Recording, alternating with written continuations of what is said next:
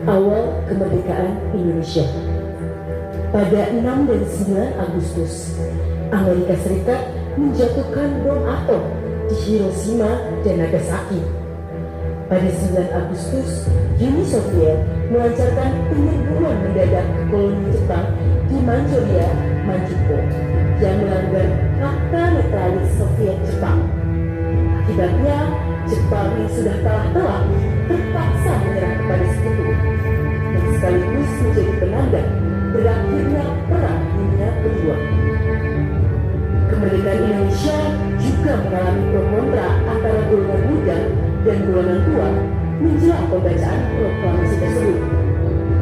Golongan muda menganggap bahwa golongan tua terlalu konservatif, dan mereka juga mendesak Soekarno-Hatta untuk menyegerakan proklamasi sampai menculik mereka pada peristiwa Rengas Dengklok. Akhirnya proklamasi pun dilakukan pada tanggal 17 Agustus 1945.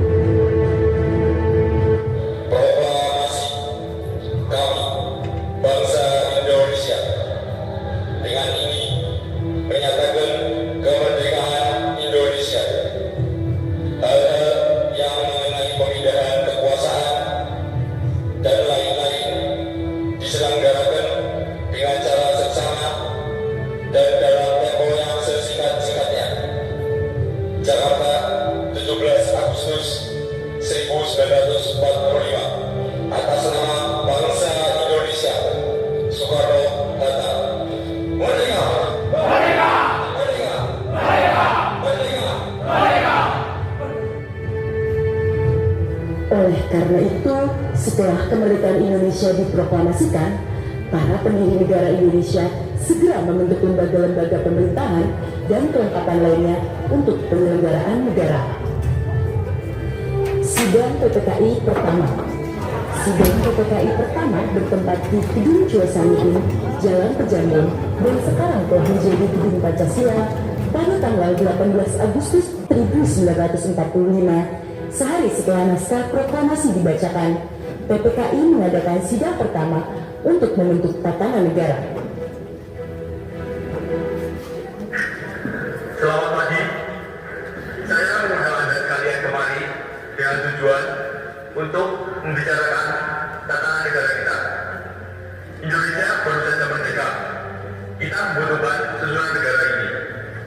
Mulai dari bentuk negaranya. Apakah ada usulan? Saya punya usul. Bagaimana jika negara ini berbentuk republik? Negara republik berorientasi pada rakyat. Saya sangat setuju dengan usulan Anda. Apa semuanya setuju dengan usulan tersebut? Ya, kami setuju. Baiklah, apa ada usulan lain? Saya, dengan sistem republik, berarti negara ini negara demokratis. Betul begitu? Benar. Saya sangat setuju. Kedaulatan memang sudah seharusnya untuk seluruh rakyat Indonesia. Ya, kami setuju. Bolehkah saya memberi usul? Ya, silakan. Ya, boleh. Negara ini kan harus ada aturannya. Maka dari itu, saya mengusulkan bagaimana Indonesia berubah menjadi negara hukum saja. Anda benar. Indonesia memerlukan aturan. Saya setuju dengan usulan Anda. Ya, kami setuju. Bung, saya ada usulan. Pada bagian sila pertama Piagam Jakarta yang tadinya ketuhanan dengan menjalankan syariat-syariat Islam bagi pemeluk-pemeluknya, kita ganti menjadi ketuhanan yang Maha Esa. Atas dasar apa Anda mengubah keputusan tersebut, Bung? Karena saya mendapat usulan dari tokoh-tokoh agama yang berasal dari Indonesia bagian Barat, dan juga agar sifat bebas dalam memilih keyakinan di Indonesia tidak hanya terpaku pada satu agama. Baiklah, kami setuju.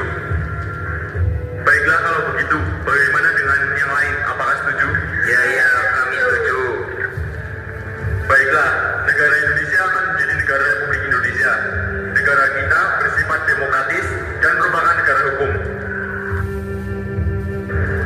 Lalu bagaimana dengan pemimpin negara ini? Sekarang kita akan menunjuk salah dua di antara kita sebagai presiden dan wakilnya. Apakah ada usulan? Saya ingin usul. Bagaimana jika Anda, Soekarno, jadi presiden dan Bung Bagio jadi wakilnya? Saya kurang setuju. Menurut saya, Bung Karno memang cocok menjadi presiden, tetapi Bung Bagio tidak. Bagaimana jika wakilnya Bung Karno saja? Menurut saya, Bung Karno tidak terlalu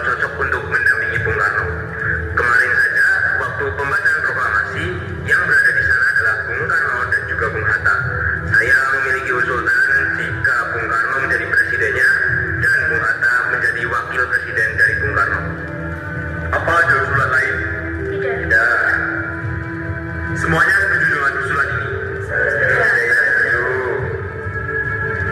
Bung, setelah ditunjuknya presiden dan wakil presiden, menurut saya harus ada yang mengurus negara, bukan hanya mereka berdua. Bagaimana jika kita membentuk komite? Ya, saya setuju, Bung. Saya sendiri juga membutuhkan orang lain untuk membantu saya, dan bukan hanya Bung Hatta saja.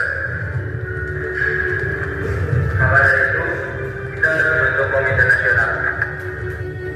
Bung Otto, Bung Bagio, Bung Karto, kalian bentuklah panitia kecil.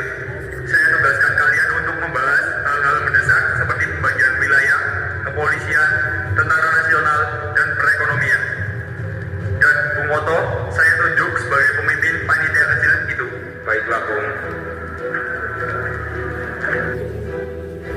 Sidang pertama selesai dan menghasilkan keputusan sebagai berikut. Pertama, pengesahan Undang-Undang Dasar dan Sila Pertama yang diubah menjadi Ketuhanan Yang Maha Esa. 2. Pengesahan Insinyur Soekarno sebagai Presiden dan Dr. Andes Muhammad Hatta sebagai Wakil Presiden.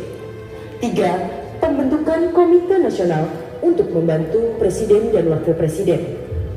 Setelah membentuk panitia kecil, hasil dari hal-hal yang ditugaskan untuk mereka akan dibahas di sidang PPKI kedua pada tanggal 19 Agustus 1945. Sidang PPKI kedua pada tanggal 19 Agustus 1945 menghasilkan sebagai berikut. Pertama, pembagian wilayah dan calon gubernurnya terdapat 8 provinsi. 2. Membentuk 12 kementerian dalam lingkungan pemerintahan. Sidang PPKI pada tanggal 22 Agustus 1945 dengan agenda utama membicarakan Komite Nasional Indonesia Pusat atau KNIP dan Partai Nasional Indonesia atau PNI. Anggota KNIP mencapai 137 orang dan resmi dilantik pada tanggal 29 Agustus 1945 di Gedung Kesenian Pasar Baru, Jakarta. KNIP diketuai oleh Kasman Singo Dimejo. PNI atau Partai Nasional Indonesia dipimpin oleh Insinyur Soekarno dan Dr. Andes Muhammad Hatta. Pembentukan Badan Keamanan Rakyat atau BKR. Negara yang baru saja merdeka pastinya membutuhkan Badan Keamanan Rakyat.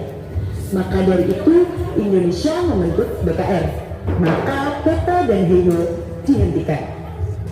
Untuk kedaulatan, tentara Indonesia harus selayaknya dibentuk oleh Presiden. Kedatangan sekutu pada awal kemerdekaan Indonesia. Pasukan sekutu di Tanjung Priok pada 29 September 1945. Pasukan sekutu ini datang atas nama AFNE yang beranggotakan pasukan divisi Inggris.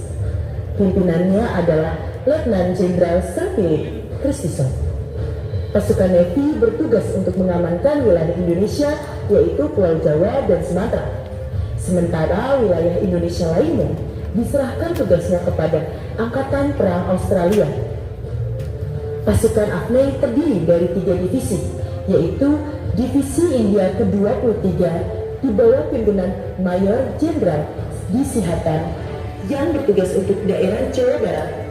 Divisi India ke-5 di bawah pimpinan Leon Jenderal Isi Marsidi yang bertugas untuk daerah Jawa Timur, dan Divisi India ke-26 di bawah pimpinan Mayor Jenderal H.M. Kembers yang bertugas untuk daerah Sumatera.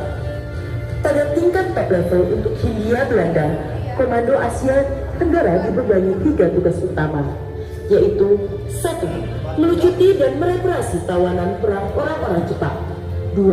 Berpatriasi Paul dan Inter Milan Sekutu.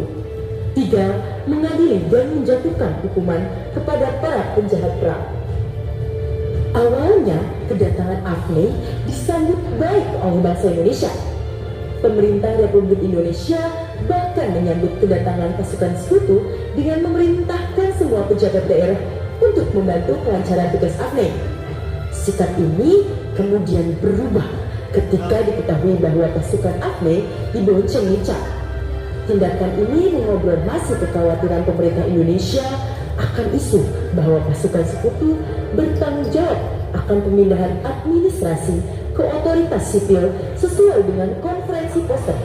Dan naasnya, otoritas sipil yang dimaksud dalam kesepakatan ini adalah pemerintah Hindia Belanda seperti sebelum diambil alih Jepang yang dalam hal ini adalah Nica.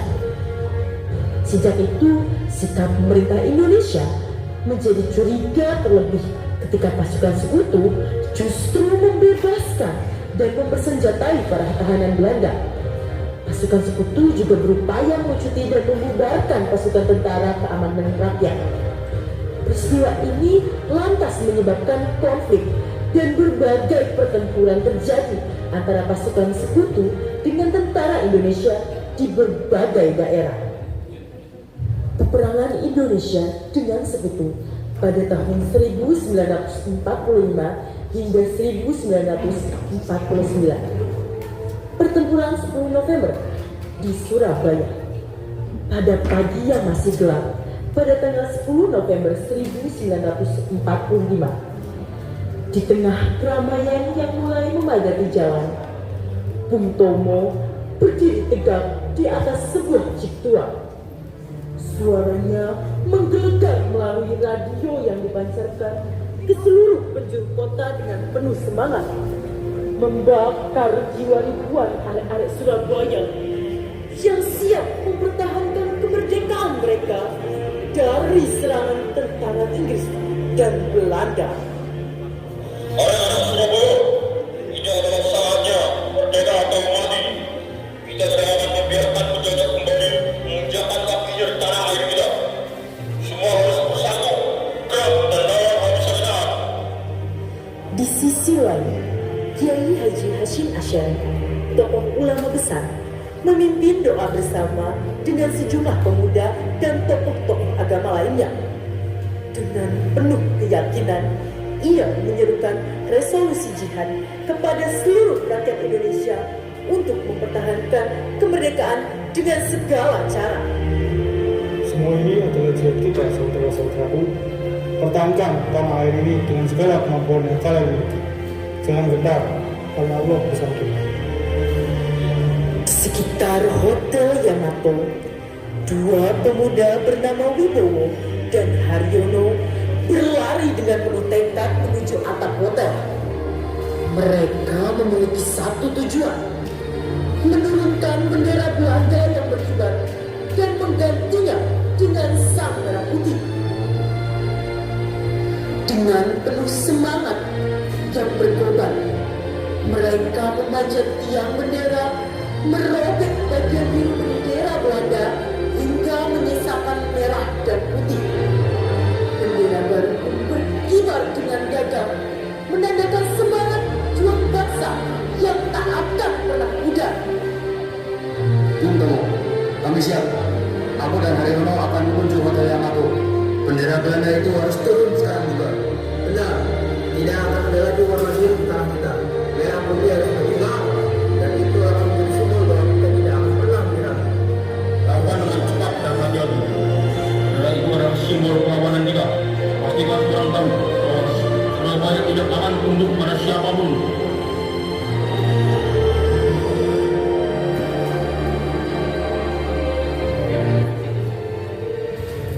Haryono, aku akan panjat tiangnya. Kau jaga di bawah, pastikan tidak ada yang mendekat. Siap, cepat. Waktu kita tidak banyak. Ini dia, sang merah putih. Sekarang berkibarlah dengan bangga di atas Surabaya. Bagus. Sekarang kita tunjukkan kepada mereka siapa yang berkuasa di sini. Tak jauh dari medan tempur, 5 tokoh perempuan, Siti, Maria, Kartini, Yusuf, dan Fatimah mempersiapkan perbekalan dan obat-obatan untuk para pejuang. Mereka bukan hanya sekedar pendukung di balik layar. Mereka adalah pahlawan tanpa tanda jasa yang dengan gigih membantu para pejuang. Bahkan di tengah hujan gurun hujan kota. Di antara mereka, Siti juga menjadi perawat yang selalu siap siaga di garis depan. merawat para pejuang yang terluka. Kalian kuat, kita berdua. Kami di sini ada untuk kalian. Siti, ini apa? Aku akan membantu banyak orang dari belakang. Ayo, kita harus cepat. Banyak orang yang membutuhkan bantuan kita di sana. Hari ini kita semua adalah pejuang. Tidak peduli di mana pun posisi kita, yang penting kita tetap berjuang untuk kemerdekaan ini. Benar, saudara-saudariku. Kita tidak boleh menyerah seperti yang selalu dikatakan Bung Tomo, merdeka atau mati. Pertempuran di Surabaya pecah dengan dahsyat. Suara tembakan dan ledakan mengguncang kota. Bung Tomo dengan tak pernah lelah terus membakar semangat rakyat melalui siarannya. Sementara ribuan pejuang yang dipimpin oleh para komandan seperti Wibowo dan Haryono bertempur habis-habisan melawan musuh yang jauh lebih bersenjata. Kita harus bertempur melawan orang-orang Surabaya. Kita akan lakukan hingga akhir. Kita tidak akan mundur dan kita tidak akan menyerah. Untuk Indonesia.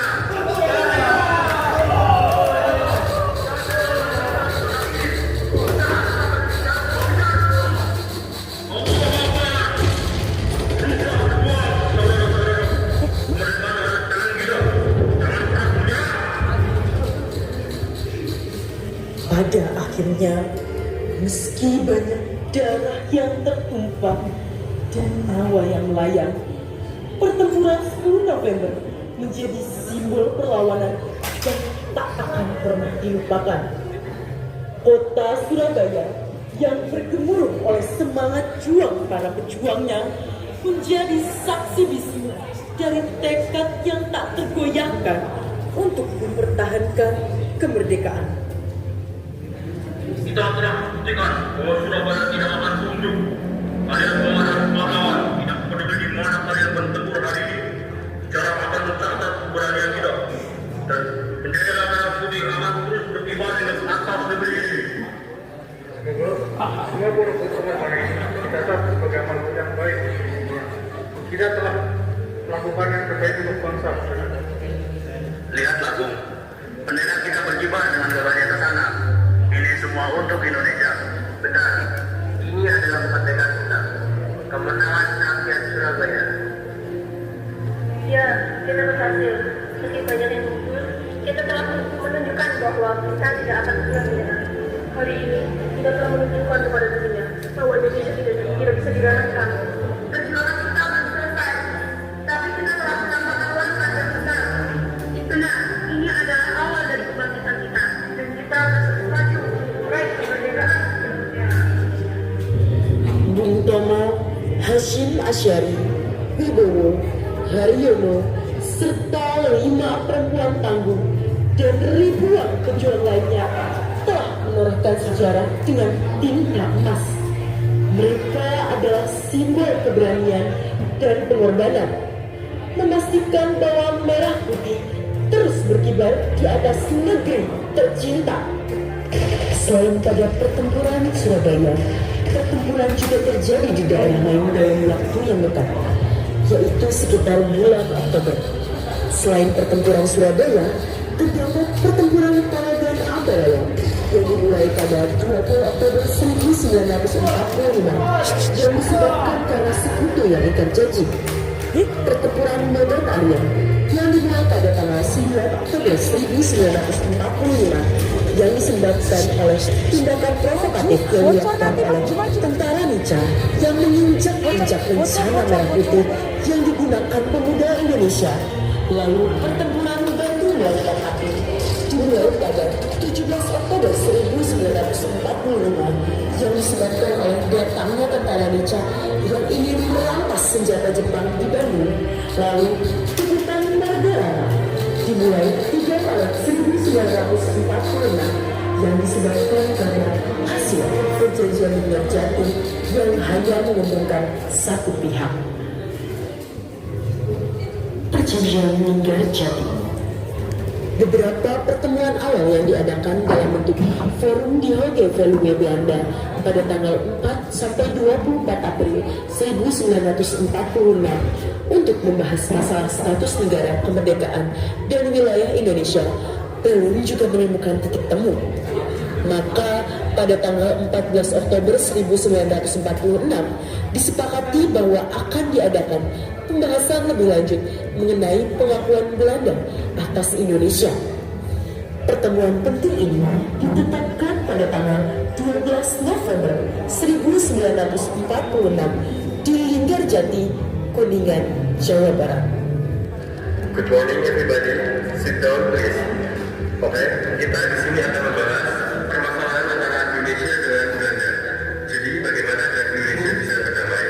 Intinya kami mau berdamai asalkan negara Belanda mengakui kedaulatan negara Indonesia meliputi wilayah Jawa, Sumatera, dan Madura. Oke, so bagaimana jalan Netherlands?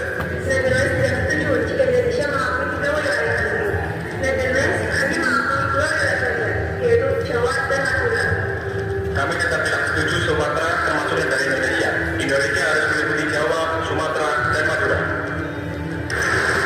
Tidak, kami tetap tidak setuju. Kami mau berdamai jika hanya Jawa dan Madura saja yang diakui oleh Indonesia. Kami tidak setuju karena wilayah Indonesia tidak hanya meliputi Jawa dan Madura, tapi Sumatera juga bagian dari Indonesia. Kalian di sini adalah penumpang di dalam kami. Kami tidak setuju. Kami Netherlands tetap mengakui dua wilayah, yaitu Jawa dan Madura saja. Indonesia tetap menjadi tiga wilayah, Jawa, Sumatera, dan Madura. Mereka. Sama. Sit down please. Bagaimana masalahnya? Kita lihat hasilnya nanti. Rapat kali ini sampai di sini saja. Terima kasih.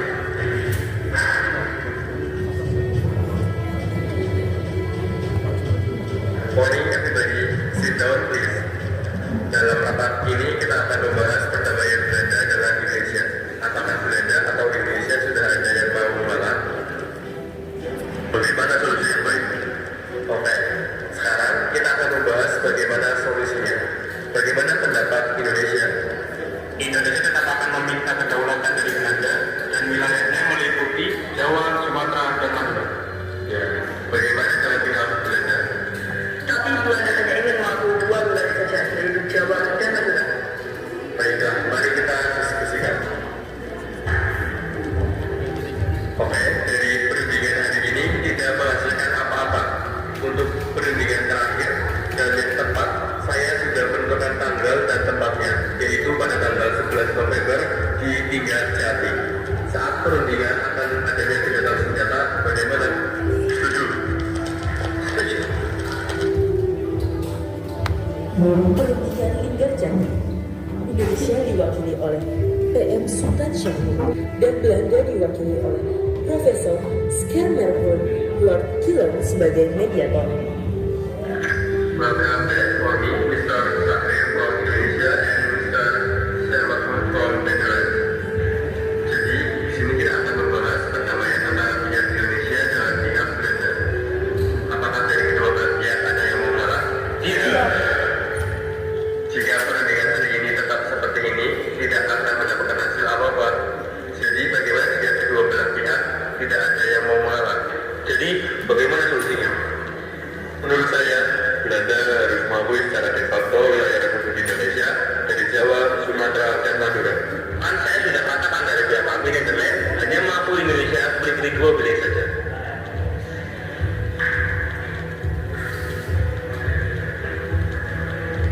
Oke, perundingan hari ini selesai.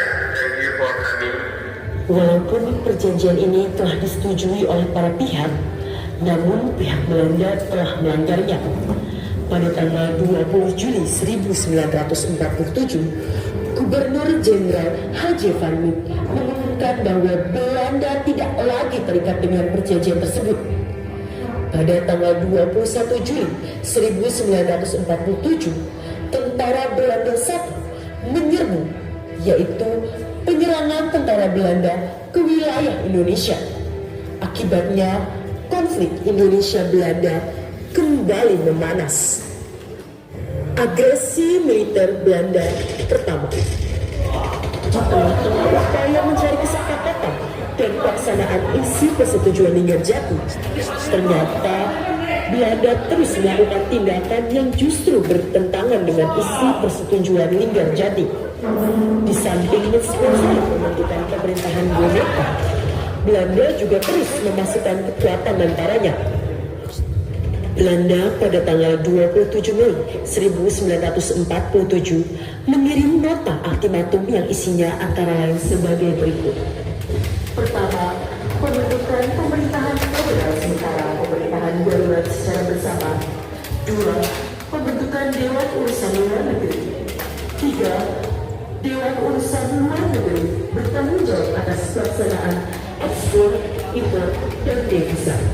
4. Pembentukan pasukan keamanan dan ketertiban bersama. Pembentukan pasukan gabungan ini termasuk juga di wilayah Republik Indonesia. Pada tanggal 21 Juni 1947, pihak Belanda melancarkan aksi polisional mereka yang pertama yang dikenal dengan nama agresi militer Belanda pertama untuk menguasai daerah-daerah yang kaya dengan sumber daya alam. Pada tanggal 30 Juni 1947, pemerintah India dan Australia mengajukan permintaan resmi agar masalah Indonesia dan Belanda dimasukkan dalam agenda sidang Dewan Keamanan PBB. Permintaan itu diterima baik dan dimasukkan dalam agenda sidang Dewan Keamanan PBB. Pada tanggal 1 Agustus 1948, Keamanan PBB memerintahkan penghentian permusuhan kedua belah pihak dan mulai berlaku sejak tanggal 4 Agustus 1947. Sementara itu, untuk mengawasi pelaksanaan gencatan senjata, Dewan Keamanan PBB membentuk Komisi Konsuler dengan anggota-anggotanya yang terdiri dari para konsul jenderal yang berada di wilayah Indonesia. Pada tanggal 25 Agustus 1947, Dewan Keamanan PBB menerima usul Amerika Serikat tentang pembentukan Komisi Jasa-Jasa Baik atau yang lebih dikenal dengan Komisi Tiga Negara atau KTN. Komisi ini resmi terbentuk pada tanggal 18 September 1947. Perjanjian Renville. Perjanjian Renville adalah perjanjian antara Indonesia dengan Belanda yang terjadi pada tanggal 8 Desember 1947 hingga 17 Januari 1948 di atas gadap kapal perang Amerika Serikat sebagai tempat netral USS Renville yang berlabuh di Jakarta. Sebelum perjanjian Renville, Indonesia dan Belanda telah mengadakan perjanjian Linggarjati yang dilaksanakan di sebuah kota kecil sebelah selatan Cirebon. Namun Belanda melanggar perjanjian tersebut dengan melancarkan agresi militer pertama dan menguasai sebagian besar wilayah Indonesia. Pada tanggal 1 Agustus 1947, Dewan Keamanan PBB memerintahkan agar pihak Indonesia dan Belanda berhenti bersengketa, maka dibentuklah Komite Tiga Negara atau kita kenal sebagai KKN. Selamat siang, Mr. Amir. Selamat siang, Mr. Abdul Ghani. Selamat siang.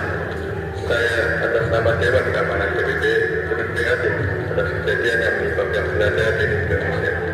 Saya harap perikaian antara Belanda dan Indonesia segera diselesaikan. Kami menyetujui perunding, asalkan Belanda tidak mengingkari janji. Saya sebagai pihak Belanda setuju untuk pergi kembali. Jika Belanda setuju, kami pun setuju, karena itu jalan satu-satunya. Kemudian keamanan PBB serta para perwakilan delegasi melakukan diskusi untuk menentukan pihak ketiga dalam perundingan nanti. Kamu memang hendak melakukan perundingan dengan syarat Belanda tidak mengingkari janji. Kami mengerti sama tersebut, tapi sebaliknya dilakukan perundingan akan terjadi bermasalah tersebut. Saya selaku pihak Belanda menyatakan bersedia untuk berunding kembali. Ya, mari kita berunding dengan berdatangkan masyarakat tetangga untuk menyaksikan dan memberikan pendapat pada perundingan tersebut. Kami dari Australia merasa keberatan atas dilaksanakannya delegasi militer Belanda 1 yang menduduki sebagian wilayah Indonesia. Bukankah Indonesia sudah merdeka? Serta maka bukankah kalian saudara-saudara sekalian sudah melakukan perjanjian sebelumnya? Saya sudah perwakilan dari kerajaan Belanda menyatakan bahwa Indonesia belum merdeka. Mengapa demikian? Kami telah memproklamasikan kemerdekaan pada tanggal 17 Agustus 1945. Kami juga telah melakukan perundingan sebelumnya dan Belanda telah memperoleh hasil yang banyak. Agresi militer kedua, diangkatnya Jenderal Sudirman sebagai Panglima Besar TKR pada usianya yang ke-29 tahun. Tak lama serangan dari Belanda terjadi. Pada tanggal 9 Desember 1948 hingga 20 Desember 1948, agresi militer Belanda kedua menjadi penanda awal perang gerilya yang disebut Serangan Maguwo. Maaf Bung, saya terlambat. Penerbangan terganggu karena serangan dari Belanda yang tidak tanggung-menanggung menyerang Yogyakarta. Teman-teman yang redaksi di Australia sangat mengutuk atas serangan dari Belanda. Saat Hatta merasa geram dan jengkel atas apa yang terjadi, Jenderal Sudirman telah datang di Istana Kepresidenan. Dan Mas telah datang, kita bicarakan nanti saja, dia sedang sakit. Baik Bung. Jadi Pak, apa langkah yang harus kita lakukan? Denmas pulang saja, Denmas sedang sakit. Kamu awasi Denmas dan antarkan pulang Denmas. Kami akan lakukan langkah berikutnya di rapat kabinet ini. Baik Pak, perintah akan saya laksanakan. Tak Pak, saya akan menunggu rapat selesai dan mendengarkan langkah selanjutnya. Baiklah. Rapat kabinet dimulai. Rapat ini menghasilkan beberapa keputusan besar dan rencana pengalihan kuasa ke DPRI di Sumatera yang dipimpin oleh Syarifuddin Prawira Negara. Denmas, kamu di sini saja, tinggal di sana bersama kami. Maaf Pak, tempat terbaikku adalah di tengah anak-anak buah saya dan melanjutkan gerilya untuk melawan Belanda. Bapak ikut bersama kami dan melawan Belanda. Saya tidak bisa. Kamu ikut ke sana, tempat kamu di hutan gerilya bersama anak buah kamu melawan Belanda. Saya akan di sini untuk mempertahankan pemerintahan ini. Soekarno dan Sudirman sempat cekcok. Mereka berdua seakan menarik satu sama lain untuk mengikuti pandangan mereka masing-masing. Tapi kemungkinan Belanda mempertaruhkan kepala Bapak Presiden. Jika Bapak di sini, Bapak bisa dibunuh. Jika saya keluar dari sini, kemungkinan kepala saya bisa ditembak. Dalam dua hal kemungkinan, saya bisa dibunuh. Tetapi, Dimas tenang saja. Presiden Republik Indonesia ini tak takut mati. Baik, kita akan tetap melawan.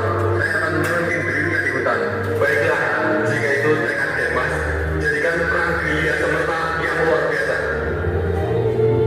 Keputusan yang diambil Sudirman untuk bergerilya membuat para rakyat ingin mengikuti perang gerilya.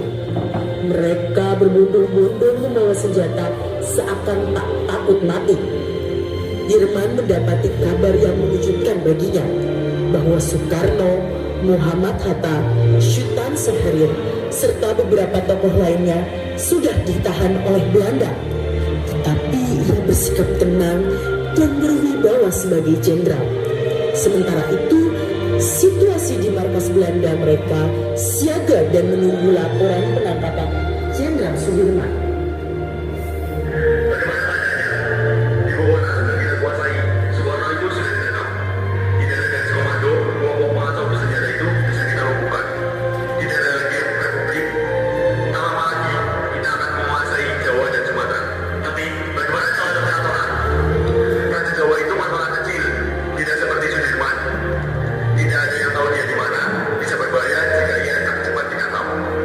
Pasukan Sudirman sudah mulai menyusuri hutan dengan memandu Jenderal Sudirman yang saat itu sedang sakit. Mereka menyusuri sawah hutan dan tanah yang luas. Bahkan mereka menyusuri bukit yang tinggi untuk melakukan strategi gerilya. Perang gerilya dengan masuk ke hutan bukanlah lari atau takut dari musuh, tetapi berperang dengan cara melakukan serangan lalu berlari dengan penuh perhitungan, memanfaatkan persenjataan seadanya untuk menguras tenaga musuh. Serangan Indonesia melawan Belanda memuncak ketika terjadinya peristiwa serangan umum 1 Maret 1949 di seluruh Yogyakarta dan sekitarnya. Serangan ini membuahkan hasil di mana pasukan TNI mampu menduduki kota Yogyakarta selama 6 jam. Sudirman, seorang pemimpin dan panglima besar TNI yang terhormat dan termuda. Ia wafat pada 29 Januari 1950. Ia wafat kurang lebih 1 bulan setelah Belanda mengakui kedaulatan Indonesia. Serangan umum 1 Maret. Setelah agresi militer Belanda yang kedua, Tentara Nasional Indonesia mulai merencanakan serangan balik kepada Belanda. Karena pada waktu itu, Belanda menyatakan propaganda bahwa Indonesia telah hancur. Dalam usahanya membuktikan Indonesia masih eksis, Tentara Nasional Indonesia di bawah pimpinan Jenderal Sudirman menyusun strategi untuk membuat tentara-tentara Belanda tersebar dengan cara memutuskan jaringan telepon, merusak jalan kereta api, dan menyerbu konvoi Belanda. Dengan terpaksa, Belanda memperbanyak pos-pos di berbagai daerah. Maka dari itu, tentara Indonesia melakukan strategi yang dikenal sebagai gerilya. Perjanjian Rempeyek yang ditandatangani pada 7 Mei 1949 adalah kesepakatan antara pemerintah Indonesia dan Belanda untuk menghentikan permusuhan. Isi perjanjian ini mencakup penghentian tembak menembak, pembebasan pemimpin Republik Indonesia yang ditahan, dan kembalinya pemerintahan Indonesia ke Yogyakarta. Perjanjian ini menjadi langkah penting menuju pengakuan kedaulatan Indonesia oleh Belanda. Konferensi Inter-Indonesia yang berlangsung pada Juli 1949 merupakan pertemuan antara Republik Indonesia dan Bijankoms for Federal of Law atau BFO, yaitu perwakilan negara-negara federal yang didirikan Belanda di Indonesia. Latar belakang konferensi ini adalah untuk menyatukan pandangan antara kedua pihak dalam menghadapi perundingan dengan Belanda, terutama terkait pembentukan Republik Indonesia Serikat atau RIS sebagai hasil dari perjanjian Rempeyek. Tujuannya adalah untuk mencapai kesepakatan mengenai struktur pemerintahan dan memastikan bahwa suara semua pihak di Indonesia didengar dalam proses dekolonisasi. Belanda dan Indonesia terus melakukan kebijakan senjata. Pada tanggal 19 Desember 1948, negara di Asia seperti India, Myanmar, dan Afghanistan bersama melakukan Mereka selalu dihantui oleh negara Belanda. Saya juga. Tapi apa yang harus kita lakukan untuk membantu Indonesia? Saya juga sebagai negara tetangga, saya ingin membantu Indonesia. Itu masalah yang harus dipikirkan. Kita harus berpangku tangan. Bagaimana kalau kita bekerja sama dengan negara lain untuk mendesak Belanda? Baik, saya setuju. Saya akan menyatukan negara-negara Asia lain agar ikut mendesak Belanda untuk membersihkan serangan di Indonesia ini. Baik, saya sangat setuju. Saya juga setuju.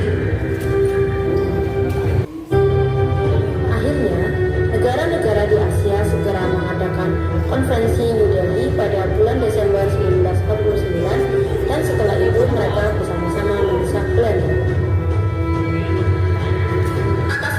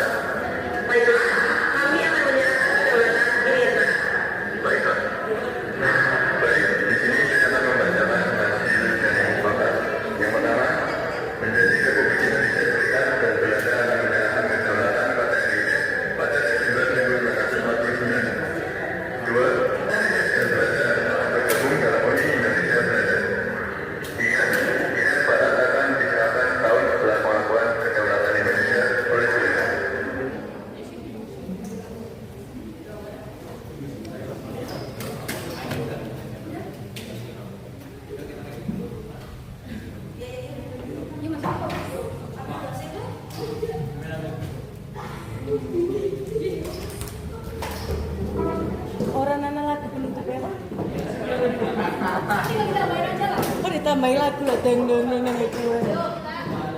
Yuk masuk, semua masuk. Masuk. Bentar aja. Masuk.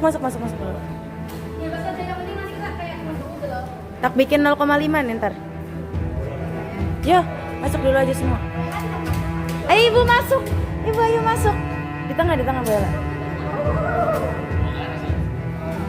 Apa? Merah putih? Iya, pakai bendera di belakang. Enggak dong, di sana. Mau dipegang. Ibu di tengah aja.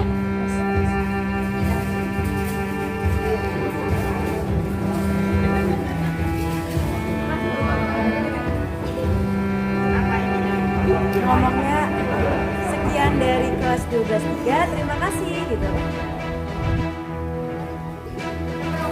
Aku yes. Yang bayar udah cepet.